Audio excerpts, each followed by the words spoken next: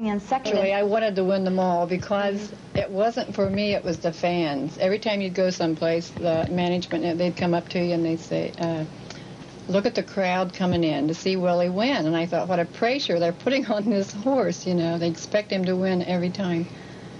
And then I'd see all his fans, and I didn't want him letting the fans down. But the race that I remember the most is, it was in California, and it was right after opening at the Meadowlands. And the track wasn't that good opening night, and Willie won, but it tore up his tendon again. And they almost didn't ship him to to California. But we had flown back, and the plane and all the truck was ready to pick Willie up, so the groom didn't know what to do but send him, so he shipped him out. They couldn't get a hold of us. And when he got to Bob Gordon's stable, he was so lame, and he thought he couldn't race him.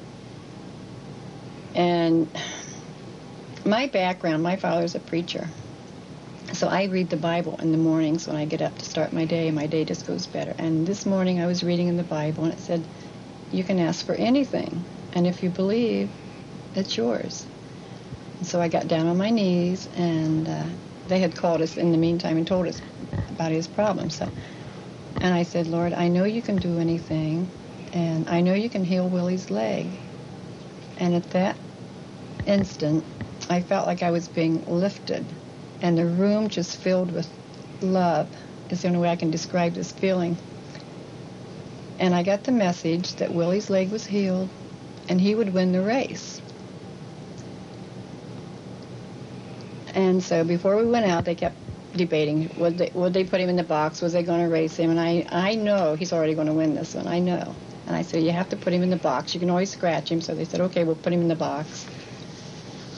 And we get to the track, and my owner likes to bet. And so I told him, I said, bet anything you want, he's going to win. And he wasn't as convinced. So he went down and talked to Bob, and he come up, and he said, well, Bob said if it rains, he'll scratch him. It was supposed to rain, but it hadn't yet at that time.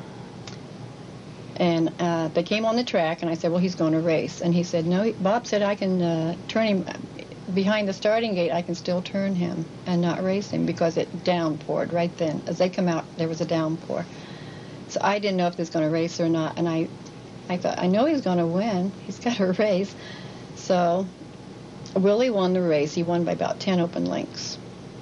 And all the way to the winner's circle, this owner said, you and your faith. Uh-huh. And I said, how much did you bet?